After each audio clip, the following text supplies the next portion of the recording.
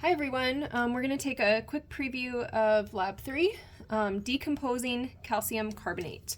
And you're going to see throughout the little Learn section here, calcium carbonate is written in a symbolic form as CaCO3.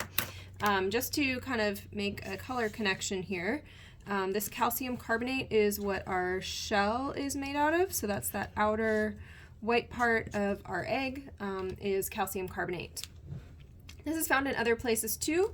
It's an ionic compound because it's actually made up of charged ions, and it reacts with acids such as vinegar. See the 5% acidity here. So acidity means you're going to have low pHs when we talk about pH, and this H here can fall off of this compound and we would find it as an H+. That's the H that we see in pH. This is called a hydrogen ion, and there's different things that we'll learn about it as the semester goes, but basically bases react with acids, and that is a chemical reaction. So when we see decomposing, we're thinking about chemical reactions. You can see that chemical reaction written down here. So here is our calcium carbonate. Here it is written out. That is also the eggshell, and that's also what we call a base.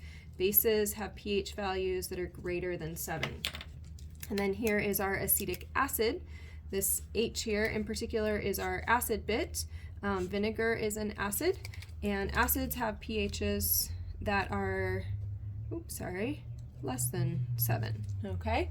The higher the pH, the stronger your base. The lower the pH, the stronger your acid.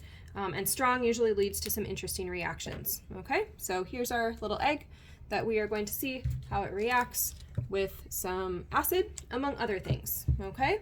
And something else you'll look for in today's experiment, you'll see these little phases. S is for solid. AQ means something dissolved in water. So for example, when I have something that is 5% acidity, that means it's dissolved in a bunch of water. The other 95% is water. And so we would use this symbol aqueous, AQ, for that, okay? This is what your reaction might look like when it's actually happening. I don't know if you can see there's little bubbles covering the entire surface of the egg here, and those little bubbles are present in huge quantities. That is carbon dioxide. That's a gas, all right? Another product is liquid, and this is water in a liquid form. And then we'll also have this, what we would call a salt, that's dissolved in the water, so it gets that aqueous symbol there. All right, so you will want to, as usual, collect all of your items, plan ahead a little bit, get a hold of all of those. And then you're going to have 2 rounds as you go through your experiment, okay? First of all, pay attention to your safety and waste. Make sure you're washing your hands well. Don't eat any eggs that have been kept at room temperature. And if you use any other chemicals besides the salt and sugar and such that we have, make sure that you follow the directions for safety on those. So in round 1, you're going to do 4 different experiments with your egg. You'll have your egg in water, which is going to be your negative control where nothing should happen. You're going to have your egg in salt water. You're going to have your egg in sugar water. And then you're going to have your egg in acetic acid. All right, and as you'll see in the demonstration, eggs are expensive, so if you want to reuse your egg through all of these, that's perfectly fine, okay? Or you can do 4 eggs all at once. Once you've done that, you're going to talk with a classmate, okay, and make a plan for 2 more experiments, okay? So you're going to have 2 ideas. You're going to do just one kind of variation on your experiment. You'll have a plan, and you will do your first experiment, your first idea, and hopefully that works, but if it doesn't, then you will do a second idea, and so if you need to, you'll do your second idea and see what happens with that. With that one, you're going to let it react for 24 hours, because maybe it's a reaction, but it's slower than the egg with vinegar. All right, taking a look at your data and analysis. I've already written some notes in here when I was doing the experiment, but you'll be filling in whatever your egg size and temperature and volume are. You'll be writing observations. It's optional to measure the pH, but if you don't measure it, there's a link that is linked at the bottom of the page here in the live PDF that will give you some pH estimates to use. Okay, so you'll have good observations there. You'll talk about, are these acids or bases? You will note what gas you see and what kind of change this is. And then you've got 2 real paragraphs to write today, okay? You're going to compare your results in round 1 to a classmate and look for patterns between their experiment and yours. Make sure you're providing data and chemistry-related reasons. So good things to talk about. You might be including a discussion about acids and bases as you're writing here, okay? 4 to 6 sentences long. Refer to all 4 experiments. Make sure you do everything it says here in order to get full credit.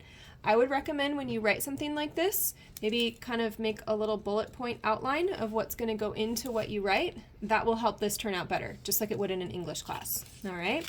In table 2, looks a lot like the first one. This is where you have your ideas, okay? If the first idea doesn't work, then you will move on to the second idea, okay? But if your first idea works well, then you don't need to worry about doing your second idea, okay? And again, this is where you're collaborating with a classmate, so maybe you choose to do the same thing as each other. I'm going to do lemon juice, and Andrea's going to do lemon juice, okay? Or I'm going to do lemon juice and Andrea's going to do apple juice, okay? So see if you can kind of think of something that you can each test. And you can do it with 2 or 3 or 4 classmates. Moving on, you'll have a few more questions to answer. Here again is your second main paragraph that you're going to write about. And so again, make sure you follow all of the directions. Compare your work to a classmate's from round 2. Talk about data. Talk about what chemistry is happening here. Again, acids and bases are probably good things to talk about. And then your final question to answer is a follow-up question where you describe another experiment. And this may actually come into use later in the semester. So maybe you tried lemon juice, but now you're like, well, I'd like to juice a lemon from my tree in my backyard and see how that works out. Or try dissolving this in something else. So follow-up question with a brief experiment is your last thing there. Finally, you want to show your data. So you should have these pictures all in one page. You're going to have your 4 cups, including before and after for cup 4. That's the one with the acetic acid. And then in round 2, you'll have at least a picture of idea 1, idea 2 if you did it, and make sure you include before and after if something happens with the egg. Okay, remember in those pictures, so say this is maybe my cup 4 picture, make sure you've got a hand or some identifying part of you in that picture for at least one of these pictures. All right, so have some fun with that, take a look at the demo, and I will look forward to seeing your results.